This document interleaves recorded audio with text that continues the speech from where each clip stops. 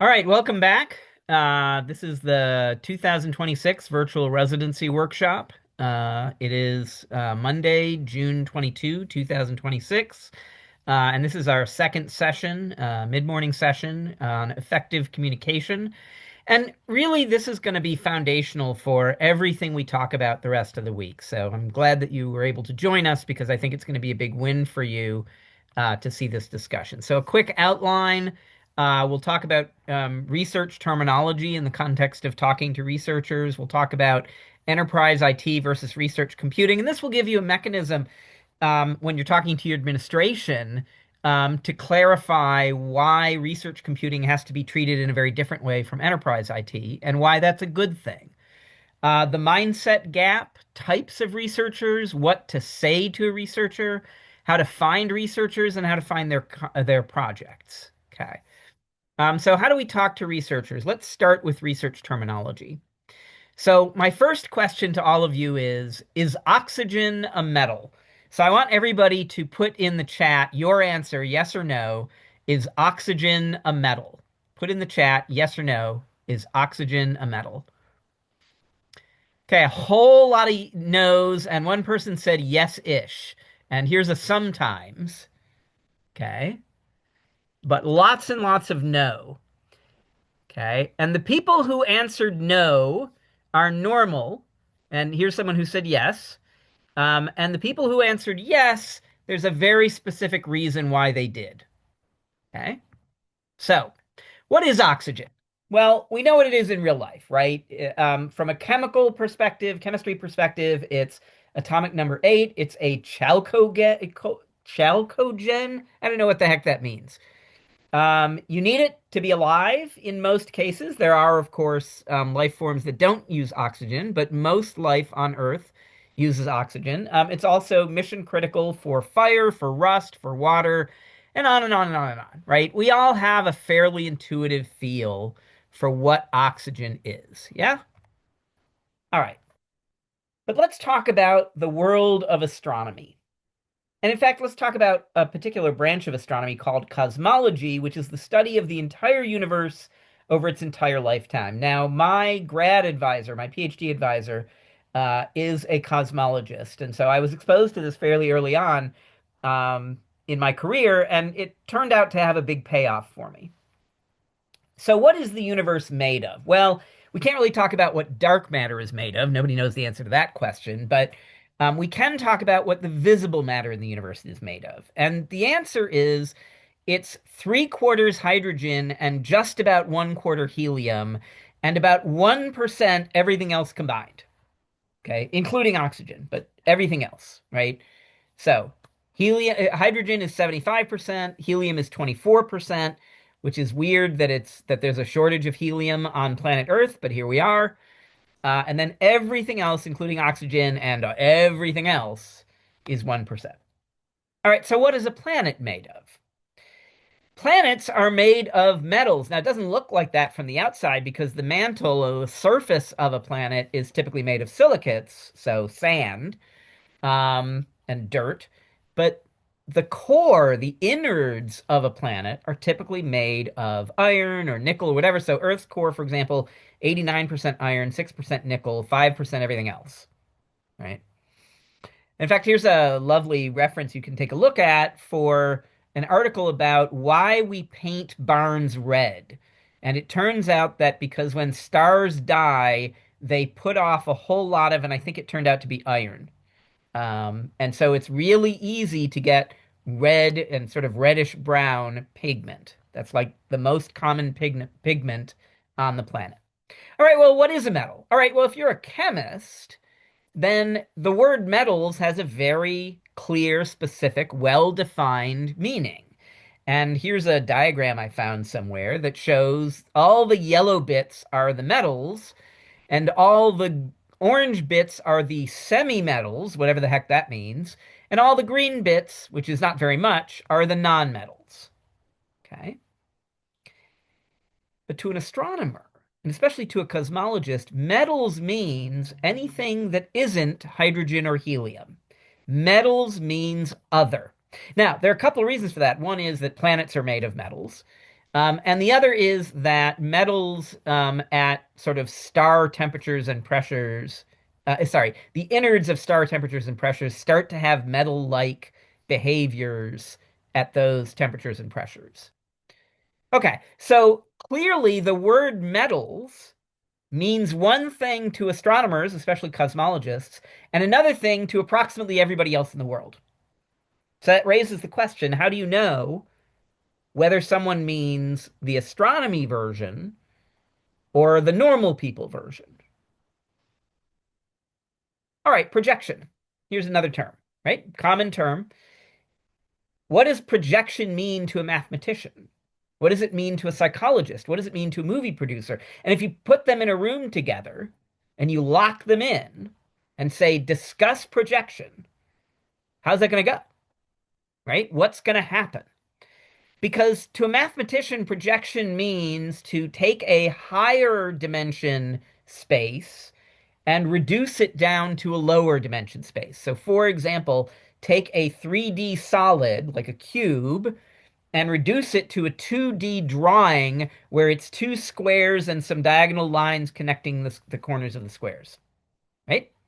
So that's projection, going from a higher dimensional space to a lower dimensional space.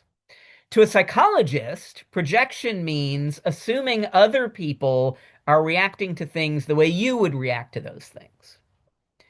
And to a movie producer, projection means shining a bright light through a translucent medium in order to put an image on a screen far away. Now, that more closely aligns with what a mathematician means, although by no means is that perfect alignment. It doesn't align at all with what a psychologist means. Okay. So, one of the key skills that a facilitator needs to develop, and you will develop it by experience, is to be able to tell when people are talking past each other, when they're using the same words to mean different things or different words to mean the same things.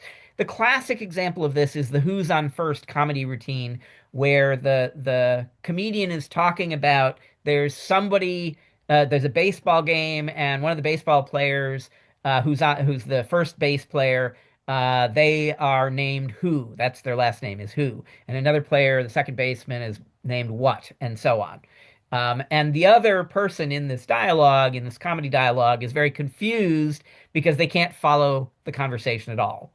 Um, I have a colleague, and I love this colleague very much. They're a wonderful person, but I can't have a conversation with them without talking past them. Like I will say, I'm feeling very blue today. And they will say, oh, yes, the sky is blue. We only ever talk past each other, and it takes an enormous amount of focus and concentration on my part to be able to hold a coherent conversation with this person, not because they're not a genius, they absolutely are a genius, but because we're always talking past each other. Okay, what are fluids? Okay, so, day to day, we think of fluids as liquids, right? Those words are used largely interchangeably in colloquial speech, right? Now, mom and your doctor, when they say fluid, they mean beverages, right? Drink water, drink orange juice, whatever it may be, when you have a cold, right? When you have the flu, when you have a viral infection, drink plenty of fluids, right? They just mean beverages. But in physical sciences and engineering, the word fluid means not a solid. So computational fluid dynamics, and many of us have encountered this in our careers, computational fluid dynamics is the collection of methods of using computing to simulate the flow of a fluid, typically around a body, although not necessarily, through a medium, let's say, or through a space. The flow of a fluid through a space. Um, but the thing is, the number one most commonly studied fluid in computational fluid dynamics is the Earth's atmosphere, is air, right? Because in the context of physical science and engineering, the word fluid does not mean liquid. It means not solid. It means effectively liquid or gas. And in fact, there's terminology to distinguish between those. A liquid is an incompressible fluid. You can't apply more pressure and therefore reduce its size, whereas a gas is a compressible fluid. Now, on the other hand, in social science, something that has room for interpretation might be fluid, or a feeling, or a mood, or what something looks like. In finance, it's an asset that you can convert into cash, right? All of these meanings of the word fluid are specific to what's going on in that discipline. And there are good reasons why they chose those words, not always reasons that are obvious, but they came from somewhere. That usage came from somewhere. Okay, what's a database? So let's take a vote. How many of you vote the word database means, SQL or Oracle or MongoDB or whatever? And how many of you vote that a database is a large collection of flat files? A large collection of, let's say, Excel spreadsheets. How many of you agree with the first definition in the chat? And how many of you agree with the second definition? So just type one or two.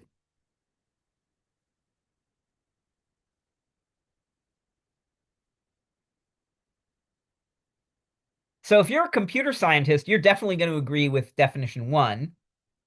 And if you're a bioscientist, a life scientist, chances are you agree with definition two.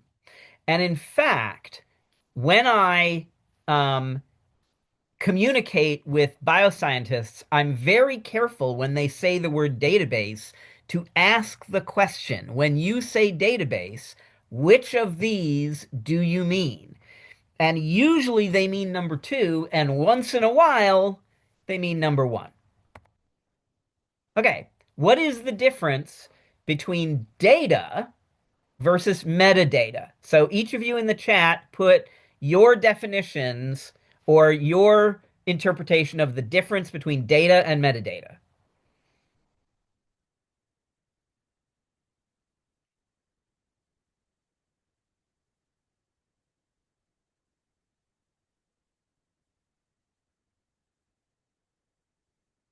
I think we're largely building a consensus. Metadata is data that describes other data, right? Data about data, as several of you have said. Yeah? So metadata is data about data, but what if you're writing software whose job is to extract metadata from a variety of file types and create a database of just the metadata? By the way, there is such a software product out there. Probably multiple of them, but one that I'm specifically aware of, although I can't remember the name of it. So um, to that software, is the metadata metadata or is the metadata data? And what about code? Is software data?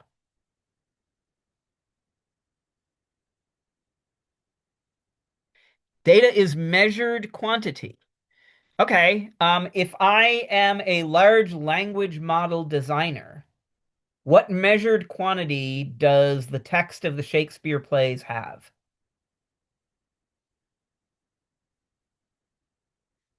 See, I'm going to give you my definition of data, and everybody has a different definition. Here's my definition of data.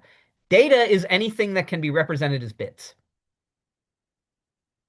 Anything that can be represented as a binary number, even if it is not inherently quantitative, even if the binary number is simply encoding something qualitative about it. Anything that can be represented as bits, to me, is data. Not everyone's going to agree with that interpretation. How about code? Is code data?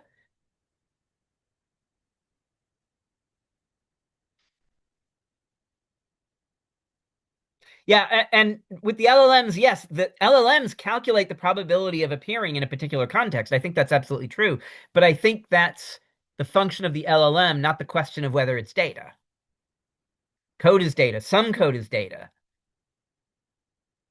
So I'm going to say code is data to software that deals with code. So a compiler or an interpreter considers code to be data. Now, an LLM can also consider code to be data because perhaps it's training on that code in order to be able to produce code upon request, right? Everything is data. I'm not sure I personally am data, um, but I certainly have a lot of data associated with me. Now, of course, if they invent the Star Trek transporters, then there's an argument that we are merely data and we can be transported from one place to another. Or the horror story version of that, which is we kill the original and replace it with a new one that thinks it's the original. Ugh. Okay. So you can see how wacky this gets very quickly. All right, let's talk about scale. So let's ask ourselves about gravity.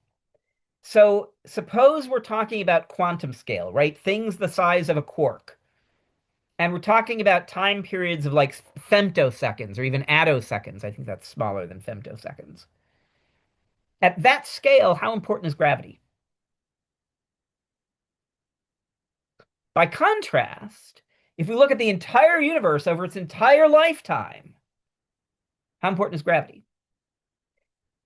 So, what would be an example of a discipline where gravity does matter? And what would be an example of a discipline where gravity does not matter? Go ahead and put some stuff in the chat. And then I'm encouraging you to go to the Google Doc for this session. And on the web page, there's a link to the folder of Google Docs for all the sessions. And then you just double click on this session's Google Doc. It's session 02. Um, and um, tell me for which disciplines does gravity matter? For which disciplines is gravity important to worry about? And for which disciplines does gravity not matter? And I'm going to argue there are disciplines where gravity does not matter. I agree gravity applies to everything all the time. But sometimes the amount that it applies is so little that it's less than the round off error of doing the calculation. Right? So okay, fluid mechanics. Gravity can matter or not matter depending on the context, right? Yes. Um, and I'm going to say in cases where the fluid dynamics, excuse me, involves the Earth's atmosphere, typically you're going to see that gravity does matter. So this is more often than not going to be some kind of vehicle, or it might be, for example, some kind of body of water, or something along those lines, or maybe soil. And often gravity will matter in a case like that. But on the other hand, in high energy physics, where you're banging tiny particles together at unbelievably high speed, I'm not sure how much gravity affects those tiny particles. Maybe less than the round off error of the floating point representation. I don't know. It varies by discipline. And then on the other hand, you could say, well, if you study compiler design as your area of research, how much does gravity matter? I would argue it does not matter for compiler design, right? Okay, science versus engineering. And please do go to the Google Doc and put in your examples. Science versus engineering. So here's the key difference between science versus engineering. And I have heard this expressed, I'm going to say poorly. I've heard people say science is discovery, engineering is design. I don't like that way of saying it. I would say science focuses on discovery and engineering focuses on design. Because engineering does include discovery. It's just not the primary purpose in most cases. So if science is focused on discovery and engineering is focused on design, then is a design project research? That is it only research if you discover something about the real world? Or even about some made up world, like a formal system, like in mathematics? Is it research if you're not discovering, but instead leveraging what has previously been discovered in order to design? Okay. Do engineers do research? Do engineers do science research? Is there such a thing as research about software? Ooh, access denied on the Google Doc? All right, I'll have to fix that. I thought I had set it so that everybody can edit it. Anybody with the URL can edit it. Is that not the case? You have to request access. All right, well, I will resolve those later.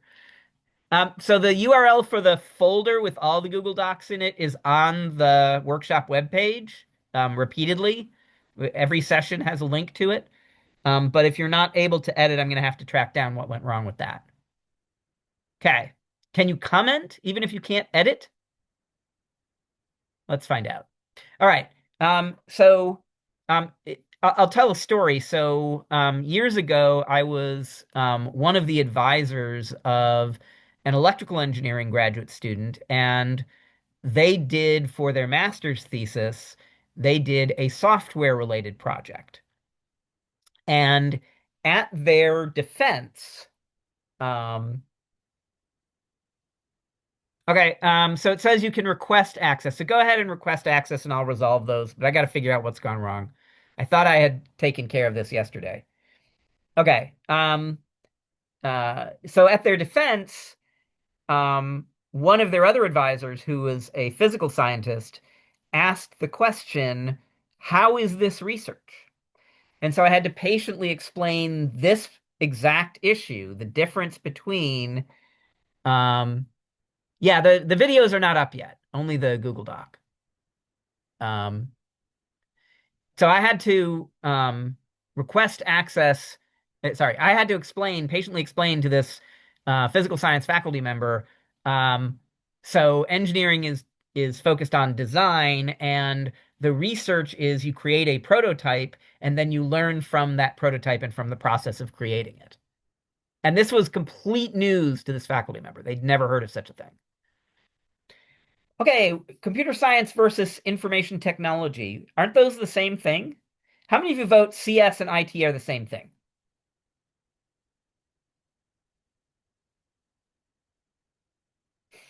The person who put NO, I'm guessing perhaps either is a computer scientist or has talked to enough computer scientists.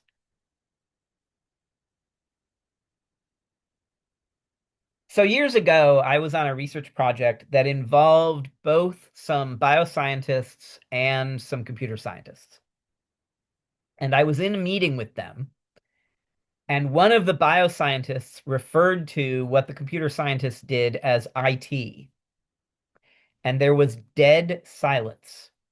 And then one of the kindlier computer science faculty patiently explained that they do computer science, and computer science is not IT. IT to them meant plumbing. It did not mean um, studying computing, which is what computer science means to computer scientists, or at least to computer science researchers.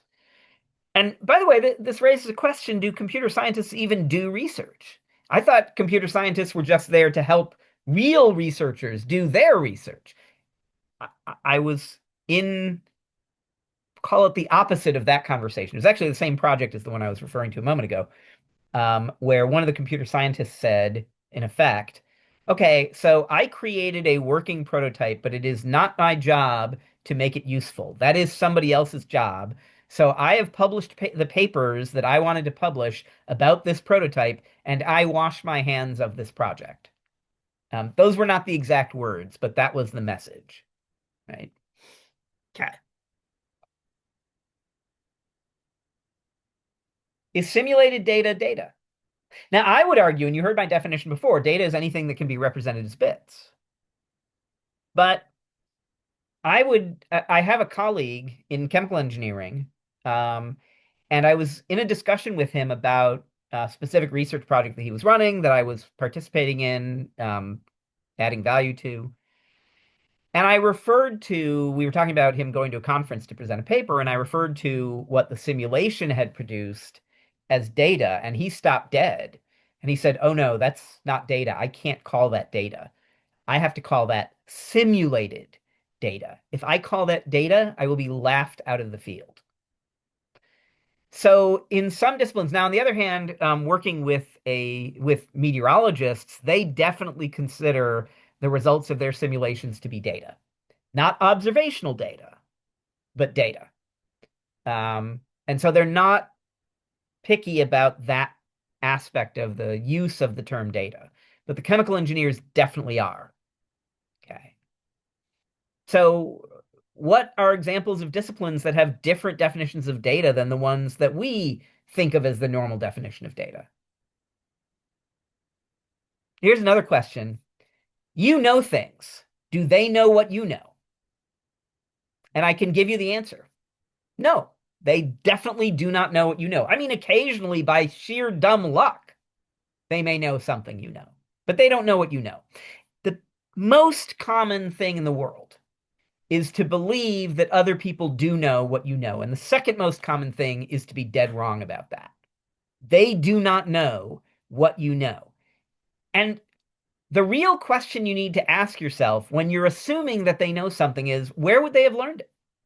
So I had this revelation 25 years ago, give or take, 27 maybe. I was working on a research project with a chemical engineer. He's actually now chair of chemical engineering at my institution. Um, and he was um, talking about a thing that he wanted me to write some code for, describing the thing. And partway through his description, I said, "Oh, that's just a binary tree." And he said, "It's a what?" I said, "Binary tree. It's like freshman level CS." And he said, "I've never heard of that." And I was stunned. How could you possibly have never heard of a binary tree? That's like the most common thing in the world. How could anybody not know what a binary tree is? And then I realized, where on earth would he ever have encountered even the terminology, let alone what it meant or what its significance is? Where would he have heard that? How would he know about that? Right? He didn't take computer science courses. He took chemical engineering courses, like a normal chemical engineer, and chemistry and whatever, but he didn't take computer science. Why would he? Right? So, whatever it is that you do know, they don't know it. And when you talk to them, you can't assume that they know it. How many of you have had the experience, and write yes or no in the chat? You've had this experience. You're talking with someone who does research in an area you don't do research in, and they start naming prominent figures in that field, whether it's local people like in their own department, or regional or national or worldwide prominent figures in your field by name, and you have no idea who they're talking about. How many of you have had that experience?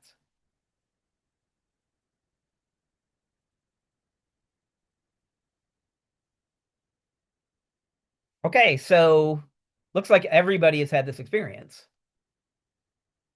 Why do they do that? Go ahead and put your answer in the chat, why they did that.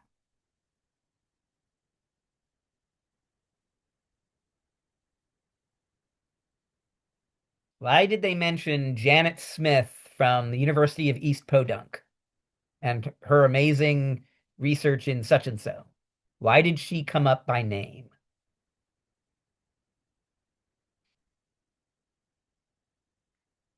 Because of course you'd know. Yeah, everybody they know knows about this. Why wouldn't anybody else? Right? There's another reason too. They want to give credit where credit is due, right? Janet Smith does amazing work, and I'm not going to rob her of the credit for the amazing things she does, right? But the most common reason is they just assume that you know. Yeah, everybody in their field knows who Janet Smith is, so obviously you must too, even though at some level intellectually they know that you're not in their field. They still just assume that you know, right? And yes, probably all of us have heard of Maxwell and Schrodinger, but beyond that, no. And most people are really, really bad at this kind of thing. And I want to thank Bev Corwin, who's a longtime friend of the virtual residency and longtime participant, because she's the one who alerted me to these references. People just don't even agree on the definition of common terms. And so there's a study done where two people chosen at random, the probability that they share the same notion of what a penguin is 1 out of 8, 12% chance that they agree about what a penguin is. Right? That seems like the sort of thing that we could all agree on. No, almost nobody agrees on any two randomly chosen people. The probability of them agreeing is tiny. Here's another one. When do you end a conversation with someone? Only 2% of conversations ended when both people wanted them to end, and only 30% of them ended when either one, just one of them, wanted them to end. Right? We are really, really bad at this. Human beings are really, really bad at this. All right. So here's an exercise that I want you to do. If you can't do it now because you can't get into the Google Doc, that's fine. You can do it later. But add some terminology that you're aware of that's not already on that Google Doc. Add some terminology that is used differently in different disciplines or subdisciplines or sub-subdisciplines, and say what's the definition in this discipline versus that discipline or subdiscipline or whatever. Um, two or more definitions of the same term in the multiple different disciplines or what have you. So collectively, we can build a glossary of this terminology. Okay, let's turn our attention to something that is really important in being able to explain why is it that research computing has to be handled differently? Why can't you just use those enterprise systems? Okay. And let's start by admitting we are the weirdos, not them. Enterprise IT is normal. Research computing is bizarre. At my institution, we constitute something like 7% of OUIT's total budget. Um, so that's a very small fraction. We are effectively round off error, right? Um, and we have to accept that. We're the weirdos, not them. They are normal. Okay. So how can we characterize the difference between enterprise IT versus research computing? I find that the easiest way to explain this to enterprise IT people is by the nines. So 5 nines is normal for enterprise IT, is expected for enterprise IT. That means 99.999% uptime. That's 5.25 minutes of downtime per year, right? So how are you going to accomplish that? Everything has to be highly secure. You have to use established technology. You've got to have best practices. Everything is super redundant, right? There's redundancies in the redundancies um, in order to accomplish those 5 nines. And what that does, by the way, is that drives the cost per unit through the roof, right? Relatively speaking. Okay? Research computing is the exact upside down of that. Research computing is 1.5 nines, and I'm not making that up. That's the National Science Foundation's official standard. I'll get to that in a moment. So what does 1.5 nines mean? Well, that's 18 and a quarter 24-hour days of downtime per year, right? Not 5.25 minutes, 18 and a quarter days of downtime per year. And I don't mean business days. I mean 24-hour days, right? In research computing, what you have to be is fast and flexible. You got to be able to turn on a dime. So on Monday, we may be chugging along nicely, and on Friday at 4:30 p.m., we may get an email from someone saying, by Monday morning, I need the following brand new capability. Now, honestly, we're not going to deliver it Monday morning, but we're going to deliver it as quickly as we can, assuming that that's practical and cost effective, right? There's limits to that. And here's a good piece of advice for when someone asks for something impossible. Never say no because. Only say yes if. Tell them what it would take to accomplish that thing. If it's wildly expensive and they're going to have to pay for it, they'll leave you alone. Okay. Um, Research computing has to be cutting edge technology. If it's cutting edge, it's broken. You really only ever have two options in technology. You can have established technology, which means obsolete, or you can have new technology, which means broken. So we in the research computing business, we are in the broken technology business, and we expect our vendors to deliver broken technology to us and then work with us to get it in good working order. In many cases in research computing, there's no such thing as best practices. What is the reference design for a Linux cluster supercomputer? Where would you go to download the reference design of a Linux cluster supercomputer?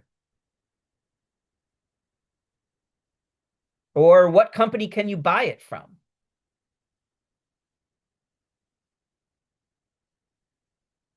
There's no such thing, right? Every cluster supercomputer is a one-off that's tuned to local needs, or maybe just local preferences, right?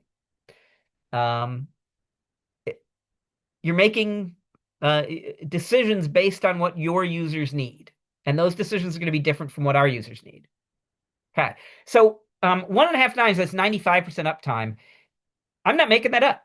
That's right out of the NSF. And this wording, this exact wording, goes back at least to 2008 to the, I think it was $400 million, what became Blue Waters project.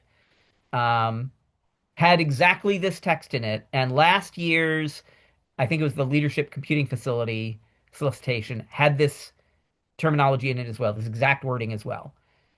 NSF funded production resources should be unavailable as a result of scheduled and unscheduled maintenance no more than 5% of the time. That's 95% uptime. When I say that to my enterprise IT colleagues, all the blood drains out of them and their teeth grit, and you can see like the chills running up and down their spines, right? Okay, so why? Why is there this big difference? Well, the answer on both sides is the same. It's money, right? So here's the enterprise version of this. So 10 years ago, just about, Delta had a 5-hour outage in their primary data center in Atlanta. That 5-hour outage, by their own public reporting, cost them $150 million. That's $1 million of loss for every 2 minutes of downtime. Now, at my institution, 2 minutes of downtime is not going to cost you $1 million, but it will be proportional. Okay. So if you live in the enterprise IT world, what is your incentive? Well, it's real simple. So, suppose tomorrow is payday and tonight the payroll system goes down before the paychecks get sent to the banks. What's going to happen? Everybody's going to come at you with pitchforks and torches, right? Everybody's going to be furious with you. They want their money. They've got bills to pay, and they're entitled to their money, and it's your fault. And heads will roll, or assistant heads anyway. So if you're in the enterprise IT business, you have two choices. You can do 5 nines, or you can sell pencils out of a cup on the street.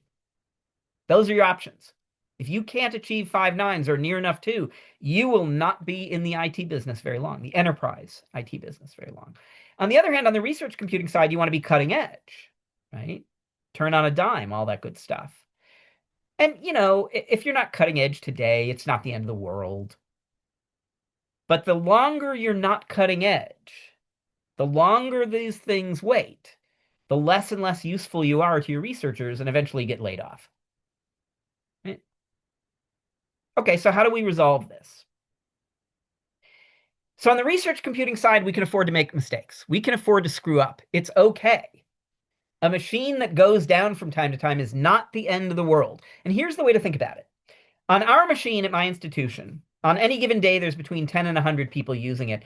And the real life answer to who does research at universities is not faculty. Faculty, for the most part, don't get to do research. They get to do research management. They write grant proposals, they write papers, they manage their team of grad students and postdocs, and so on, right?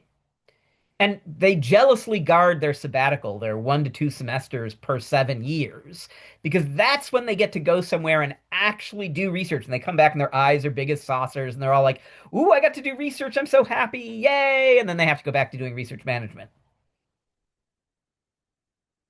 But the research is done. The research tasks are largely executed by students and postdocs. If you average between a postdoc and an undergrad, the approximate answer to who does research at academic institutions is grad students. On any given day on our machine, we have 10 to 100 users running jobs, so approximately all of them are grad students. Again, not literally true, but true enough for our purposes. They're from 5 to 50 different research teams. And what does a grad student make? Well, nowadays, salary for a grad student is topping out at most institutions, is topping out 30, 35K. That's pretty normal. Um, I think 30K as an average is probably a good enough answer to the question, how much salary do grad students make? A GRA, a grad research assistant, is going to be making 30K, round figures. Then you have some fringe, not a huge amount, but some, and tuition support, yes, and overhead, and that roughly doubles it. So now you're talking about 60K per year per grad student. And you've got 100 of them, 10 to 100 of them, but let's go to the high end, 100 of them.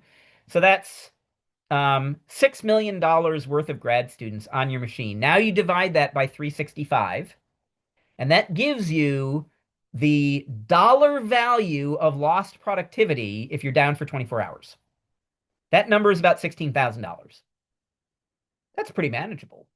And that number is sliced and diced among 5 to 50 different research teams. So any individual research team is going to lose between mid three figures and mid four figures of research productivity for a day of downtime, for a 24-hour day of downtime. Now, they don't like having a day of downtime. They would much rather not have a day of downtime. And one time I had this exact conversation in front of our then CIO, not our current one, but his predecessor. I had this conversation with a faculty member in front of that CIO. And I said, Pat, if I could offer you 5 nines of uptime, 5 minutes of downtime per year, would you take it? He said, absolutely. And I said, well, what if the cost of that was 90% of your research productivity per year? He said, not if you live to be a million. Why? Because it turns out that the cost of 5 nines is an order of magnitude higher than the cost of 1.5 nines. And I'm not making that up. At my institution, and I can send you the URLs if you want to take a look, the difference in price between enterprise compute versus research compute is a factor of 21. And the difference, by the way, between enterprise storage versus research storage is a factor of 72. It's a huge, huge difference, right? So I could go to my boss and I could say, hey, I want to offer 5 nines instead of 1.5 nines. We actually achieve just about 2 nines. We do about 98.8% uptime, so just under 99%. So that's only about 8 hours of downtime, about 100 hours total. 8 hours of downtime per month, about 100 hours total per year of downtime, give or take. Um, but I could go to him and say, I want to do this. And he'd be like, sure, go ahead and do that until I said, okay, can you give me 20 times as much budget? Now, my current CIO would not actually laugh in my face, although heaven knows he should, right? That's not how that works. They don't magically have all that extra money, right? So, in order to get from 1.5 nines to 5 nines, I have to give up 90, 95%, whatever it may be, of my users' research productivity. Nobody's going to agree to that. I'm going to get fired if I do that, right? So let the machine go down. It's not a big deal. It's not the end of the world. The goal is to maximize research productivity per year, not per day, let alone per minute. So how much failure is normal? So in calendar 25 at my institution on our supercomputer, we ran 18.5 million jobs, of which about 1.3 million failed. So about 7% of all jobs, about one job in 14 crashed for some reason. Of those, only about 42,000 crashed due to server failures. About 1/3 of the failures were a server failure problem, and the overwhelming majority of those were not hardware problems. It's mostly just users trying to use more RAM than was physically available on the machine. Okay. Hardware failures are approximately 0% of job failures. So job failure is normal. Hardware failure is insignificant. Why pay more? So what are the implications for IT? Well, research computing is less expensive per unit than enterprise IT, but it's also less resilient, right? Falls apart much more frequently. So when a user comes to us and asks, well, so where should I do this, that, or the other thing? Our first question is, can you handle an average of about 8 hours of downtime per month, about 100 hours of downtime per year? If the answer is no, we direct them to the enterprise side. And if the answer is yes, then we direct them to us. And oftentimes they'll say, oh, I definitely can't. And then we'll say, okay, well, so here is the dollar figure compared to the 2 nines version. And they'll say, oh, maybe I can. Okay, mindset gap. In the olden days, in the long, long ago, in the distant mists of the early 2000s, a typical new research computing user would come to us from a Windows or Mac OS desktop or laptop PC. That was their background. But those were the golden years, our salad days in the long, long ago. Nowadays, they're coming to us from a handheld, right? Android or iOS, right? And that's made our job harder, right? Because the mental distance has grown. The mental distance between a PC and a supercomputer is substantial. The mental distance between a phone and a supercomputer, much more so. Like, how do you install software on a phone? It's really easy. You tap your phone 3 times, right? Once to open up the store, once to select the app, and once to give it permission to listen to your phone calls, right? It's very simple. If you're doing large scale, if you're lucky, you can build it using Easy Builder Spec. If you're not lucky, then you've got all this weirdness with configure and make, and there's all kinds of dependencies you have to resolve. Or maybe you're going to try and see if you can find a container you can download, or maybe you can find somebody has pre-built it for you, and you've got to do some weird install thing. It's a whole big mess, right? And frankly, for most of our users, that is not realistic. They don't have that skill set, and they're not going to develop that skill set. Right? So we find ourselves installing a lot of software for them. We have a giant software repository. Right now, it's over 750 applications and libraries um, that we installed. That's not including the stuff that they install in their own home directories. That's just the stuff we installed. Right? How about storage? What do you got to do for storage? Well, if your handheld has a, um, what do they call it? The micro SD slot, then you go to your favorite big box store and you buy a cheapo expansion card, micro SD expansion card, and you pop it in the slot, and the phone immediately recognizes it, and you can immediately start putting data on it. Right? So it's going to cost you between a few tens of dollars to, at worst, for really high capacity, a few $100s.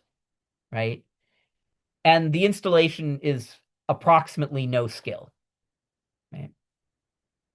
But what if you want a petabyte of storage? What does that take? Okay, so first you're going to have to design the thing. Then you're going to have to you might do a request for information before you do a request for proposals, but then you're going to do a request for proposals. Bid responses come in. You have to evaluate the bid responses. Then you have to produce a config. You have to get approval to move forward. If the dollar figure is big enough, that may involve your institution's governing board. Um, to get approval. Then you have to configure it. You send a purchase order. The equipment eventually shows up. You deploy it. You maintain it. You maybe expand it. Eventually, you decommission it. Getting to the point where it's deployed before you start maintaining and expanding and eventually decommissioning it, just getting it to deployment typically is going to take 3 to 24 months. Ours is usually less than a year, but not a lot less than a year. Some of you may have gone through this before. Now, in some cases you can do it in more like 3 months, but that's fairly rare in my experience, particularly if we're talking about a very large scale thing. If you're talking about 10 or 100 petabytes, that ain't happening, right? What does storage cost? Well, for a handheld, you're talking about tens or hundreds of dollars to get tens or hundreds of gigabytes, maybe a terabyte. On a laptop, tens or hundreds of dollars, and that's going to get you multiple terabytes of spinning disk or a decent amount of like high gigabytes, low terabytes of SSD. Those numbers have gotten funkier lately because the cost of SSDs has skyrocketed. So it's not as friendly as it used to be. If you want to go really large scale, you can do this on tape. A petabyte of tape is about 5 grand per copy, right? You usually want to keep 2 copies on separate tape cartridges in case the tape cartridge breaks. On spinning disk, you're looking at 50K for a petabyte. Maybe, yeah, it's actually probably worse than that right now, simply because the drive prices are through the roof due to the AI hyperscalers. And then SSD, you're talking about hundreds of thousands of dollars, right? And for the kind of stuff we're talking about, petabytes is normal, right? Why else is it hard? And we already talked about this. The mindset gap is one reason, but then you've got the systems are harder to use and more researchers are using them. We talked about that in our previous session, but I'll reiterate. The storage hierarchy keeps getting deeper. They don't call it Optane anymore. I think it's called CXL now, but same idea. Parallelism is getting more hybrid, and more researchers need research computing, both more within each discipline and more disciplines. Okay. So why are researchers that way? And I'm clearly not going to get through all my slides today, but that's fine. So let's break it out by researcher type. Okay. So we'll look at flavors of faculty, we'll look at staff, we'll look at students. So what are faculty rewarded for? At most academic institutions, and the order changes depending on the kind of academic institution, but at most academic institutions, and certainly at research intensive academic institutions, they are rewarded for three things: bringing in grant money, publishing papers, and graduating students. If you're at a teaching intensive institution that's less research intensive, it may be the opposite order, right? Graduating students would be number one, publishing would be number two, and funding would be number three, right? They'll certainly reward you for the funding, but they're not expecting it. Okay. There's no reward structure for good IT, for good computing. Meaning there's effectively a punishment structure in the following sense that anything that a faculty member spends money on that they aren't being rewarded for, they're implicitly being punished for in the sense that they could have spent the money on things they do get rewarded for and therefore gotten more reward, right? Instead of buying condominium compute nodes or storage or whatever on your supercomputer, they could have hired another grad student. And that's going to have a much bigger impact on their research productivity than good computing. So they don't want good computing. They don't want good IT. They want IT that's available on a reasonable time frame and costs as little as possible. Okay. And by the way, there's two pieces to their mental model of what storage should cost. The first piece is it should cost zero. And by the way, I have a way you can explain to them why it shouldn't cost zero and why they're glad it doesn't.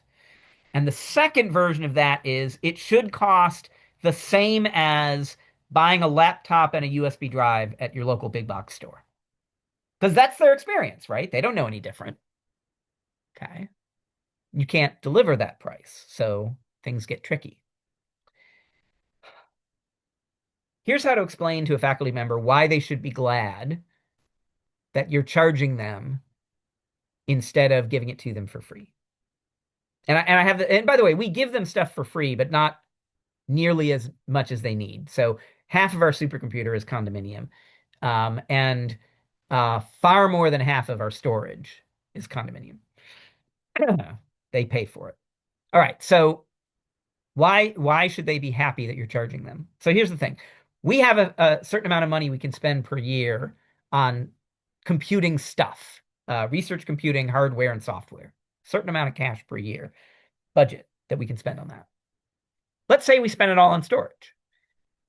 Now we have to slice and dice it among the hundreds of research groups that we support. So will any research group get anywhere close to the amount of storage that they need? The answer is, of course, no. But if they can buy storage, they're still not going to get what they need, but at least they can get what they can afford. That's worth telling them. Okay. So understanding that faculty are rewarded for bringing grant money, publishing papers, and graduating students, in that order at a research-intensive institution, in the opposite order at a teaching-intensive institution. If you are tenure track, but not yet tenured, then you need to publish a bunch of papers, you need to bring in a bunch of grant money, you got to graduate a lot of students, or you lose your job, right? So you need stuff to work right now, and it has to keep working reliably. You need to know that you can count on it. And what's their timeline? Well, nominally their timeline typically for an assistant professor, nominally they have 7 years in most cases, in the majority of cases. But that seventh year, that's their transition year if they didn't get tenure. That's the year that they have to look for a new position somewhere else. So they have 6 years. Except it's year 6 when your tenure materials are evaluated. And it takes the better part of a year to do it because it has to be sent out to third parties outside of the institution. And there's multiple layers within the institution, right? There's the department committee that evaluates tenure within their department. Then there's the entire department votes, all of the tenured faculty vote.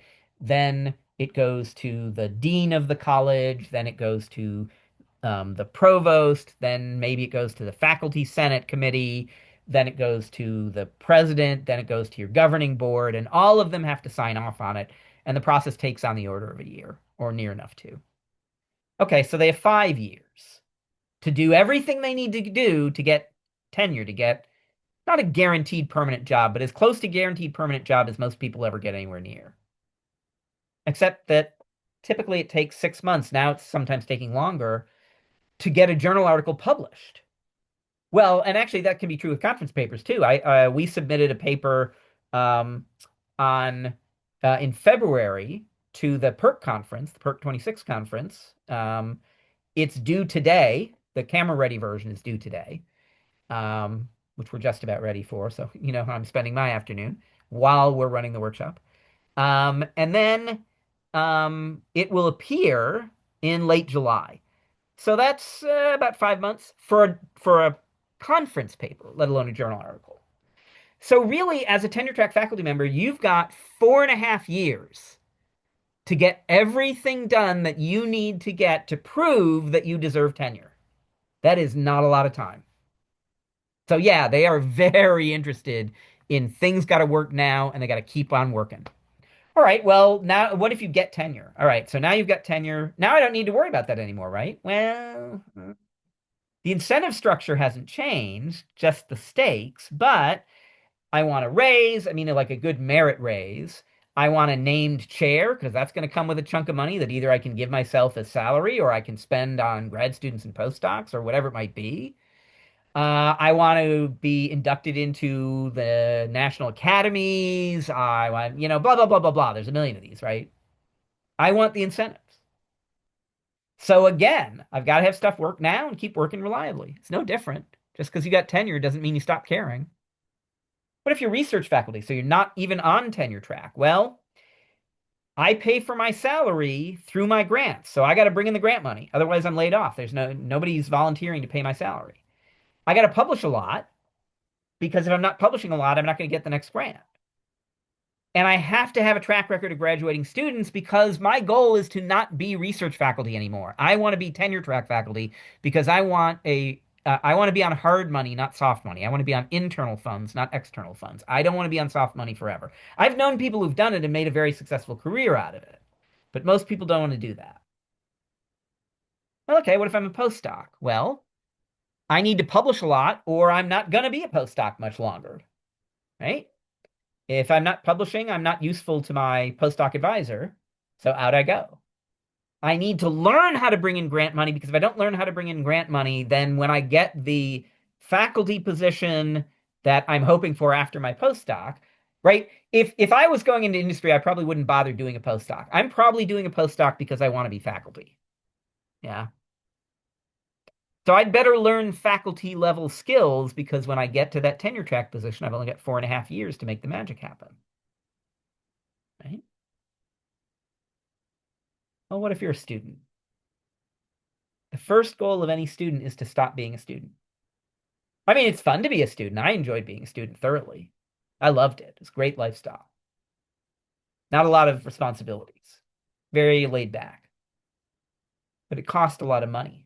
Back of the envelope in then dollars, I guesstimated that my foregone salary, not including things like, 401k retirement account or whatever, just foregone salary that I gave up to get the PhD was between a quarter and $500,000. I would guess today it's double that, maybe more.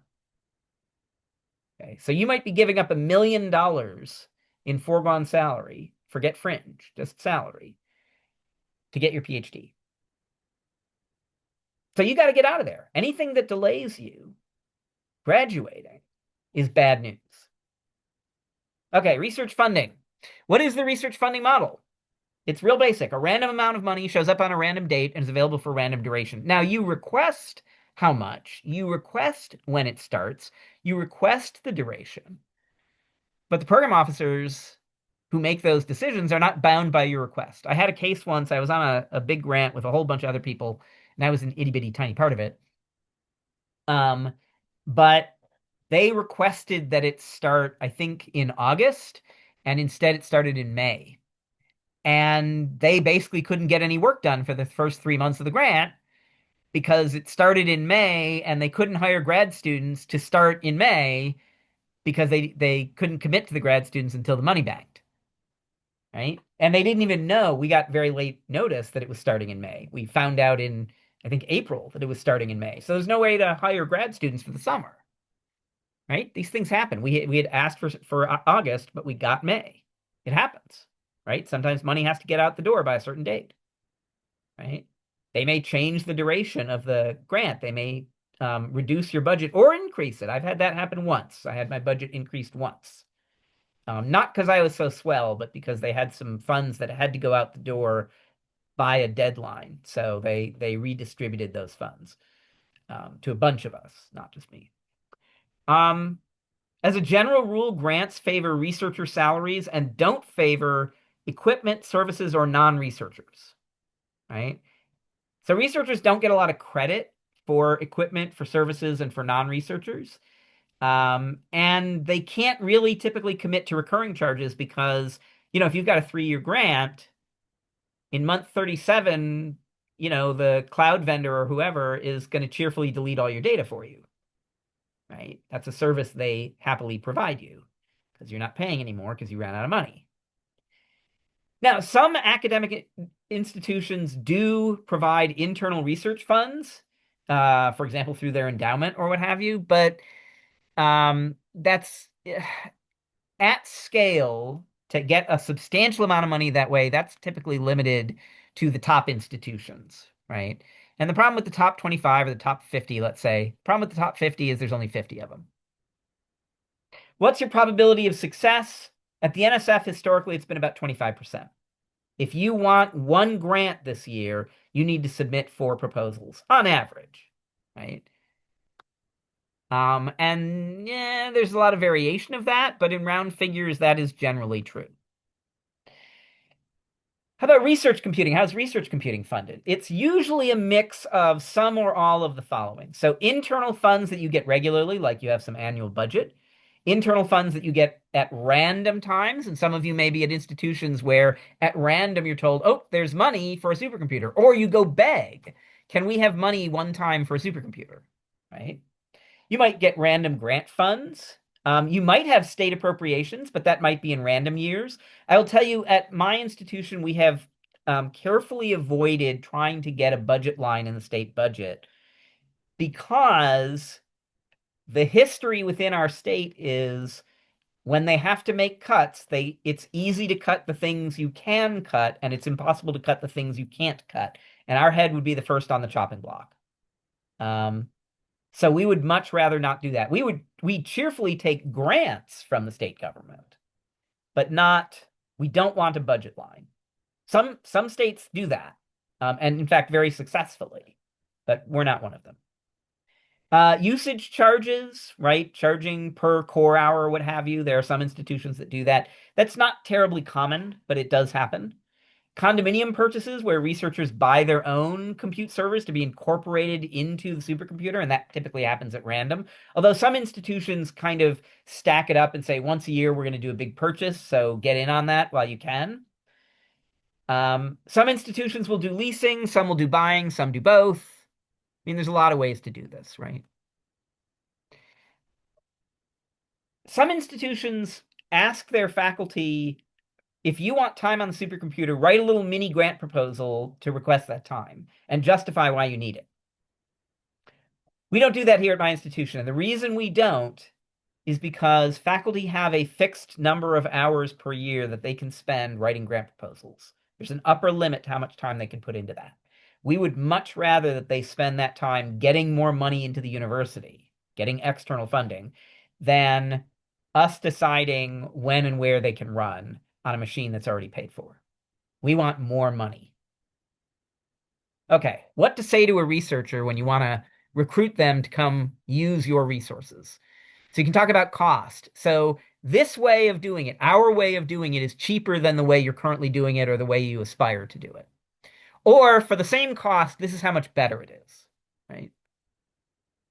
Control. So if you pay for a part of this, you get to decide who gets to use it, when they get to use it, whatever, right? This is true both with compute and storage. You can share it with whoever you want. So our institutional approach is if they have collaborators at other institutions, we treat those collaborators as if they were local. Your students won't have to spend time being sysadmins on these resources, which they would have to do if you had your own standalone resources. Either that or you're doing it. Neither one of those is a good use of time. Okay, how to find researchers. Where do you find them? All right, it's pretty straightforward. Go to your institution's website, click on academics, that's almost always the link, and go to the departmental websites or college websites or whatever. And for each department, find their faculty list. Either the link says faculty or it says people typically. And read their research descriptions. And if the research description for a particular faculty member sounds like they might be doing something computing intensive or data intensive or both, then you send them an email, right? Hey, I noticed you mentioned such and so. We have these resources. Would you be interested? Right? So here's some keywords that, in my experience, have a high probability of a hit. Computational. You see that, for example, in chemistry. But didn't used to see this. Used to be um, computational chemists would label themselves physical chemists because their non-computational colleagues uh, did not respect computational chemistry as a subdiscipline. That's a lot less true now, but that certainly used to be true. Um, Numerical, especially if it's an engineer, they'll typically use numerical to mean computing and data intensive. Parallel, you're more likely to see this in computer science. Informatics, that's more likely something you'd see with bioscientists. Um, and again, for chemistry, look for what their subdiscipline is. Are they a computational chemist? Are they a physical chemist? Physical chemist, it's like 50-50. Biochemist, it's less than 50-50, but still pretty significant, right? And there's lots of others. Over time, you develop a feel for it. So now you contact those faculty. You say, okay, this is who I am. This is what we're up to. If you're writing a grant proposal, oh my God, they love it when you're writing a grant proposal and you include them in it. Oh, that is their favorite thing. So you tell them what program, what the due date is, and how much money you're talking about, and what they're going to get out of it, what the benefit will be to them. And ask them what kind of needs they have. Your institution probably has a regularly scheduled meet and greet or meeting, call it a training program for new faculty. So arrange with that program that you can come and do 10 minutes on your stuff. Um, I mean, keep it fairly high level, fairly simple, but let them know what's available and then your contact information, and then stick around and chat, and you probably get a free meal out of the deal. And then go visit with them. Now, this raises an important question. So, how many of you have noticed that hardware and software vendors, especially hardware vendors, always want to come visit? They're always contacting you and saying, "Hey, can I come visit?" And they'd really especially like to take you to lunch. How many of you have noticed this? Go ahead and put it in the chat. Yes or no, this has happened to me.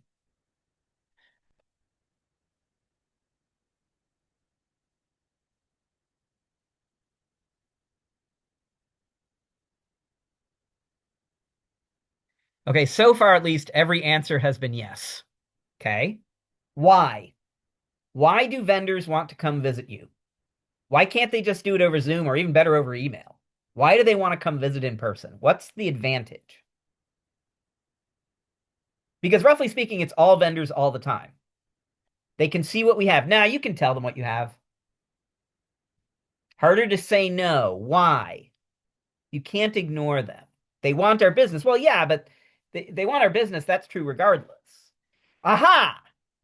Face to face produces stronger connection. So there is psychosocial magic that happens in person that does not happen on Zoom and certainly doesn't happen in email. There is psychosocial magic. Some of it apparently is chemical, right? Pheromones and all that kind of stuff.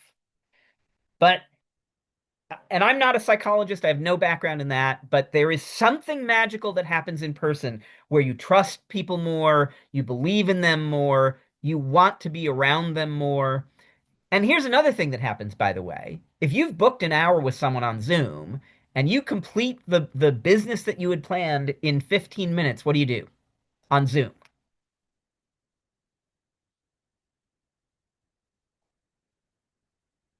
You log off, right? You're done. But what if it's in person? Do you kick them out of your office? Or do you hang out with them and talk about more stuff, stuff that wasn't on the original agenda, and they find out about projects that they would never in a million years find out in a Zoom call or on email? Now, why do they want to take you to lunch? They want to take you to lunch because the psychosocial magic is amplified when you share a meal with someone. I don't know why. Again, it's not my field. I don't know anything about why. But if there's psychosocial magic from meeting in person, that psychosocial magic is at least double, maybe squared if you share a meal. You don't even have to eat the same food, right? But you share a meal together, and the psychosocial magic goes through the roof. All right. So, what makes a vendor a vendor? What makes a customer a customer? It's very simple. A vendor is someone who has goods and services they want to exchange for money. A customer is someone who has money they want to exchange for goods and services, right? So, in that context, who's the vendor and who's the customer for research computing?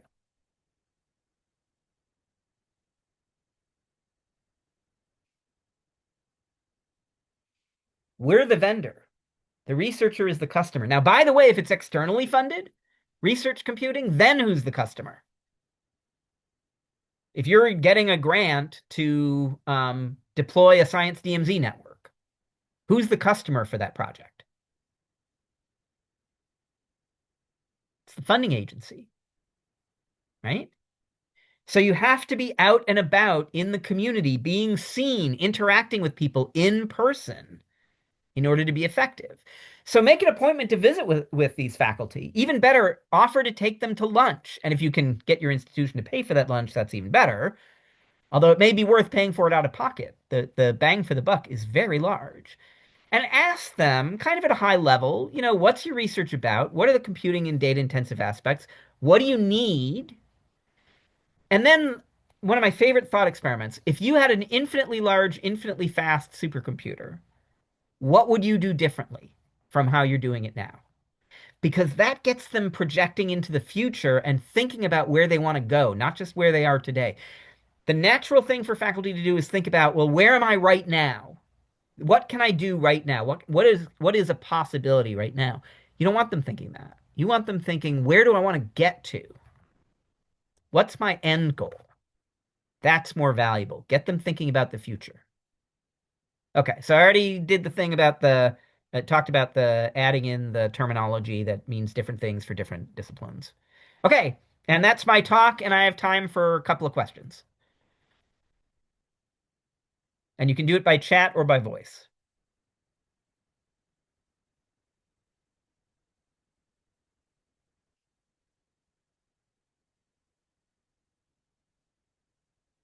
So it's really about forward proactive thinking and long-term planning. Um, I think that's an important component of it. Honestly, if I were to distill cyber infrastructure facilitation, the key skill of cyber infrastructure facilitation, those things are important, but the key skill is being able to communicate across disciplines. That is the key skill of cyber infrastructure facilitation. If you can't communicate across disciplines, none of the other stuff is going to matter. It is the foundation that everything else is built on top of. Yes, proactive thinking is very very important. Long-term planning is valuable, although in the context of technology, long-term planning is hard because nobody knows what's going to happen in technology 5 years from now, let alone 20, right? The only thing I've ever had a long-term plan for um, has been our tape archive because that stuff has not changed in about 100 years. Okay, I exaggerate, but I don't exaggerate that much. Um, Tape will be with us for a long time to come. So I may not know the particulars, but it's still part of the plan. Just about anything else, I have no idea what things are going to look like 5 years from now. It's a mystery. I would not have been able to predict to you even 2 years ago that SSDs would have had such increase in price per unit that we basically can't afford to buy them at all anymore. I would never have predicted that. Good. Another question. I like questions. Chat or voice?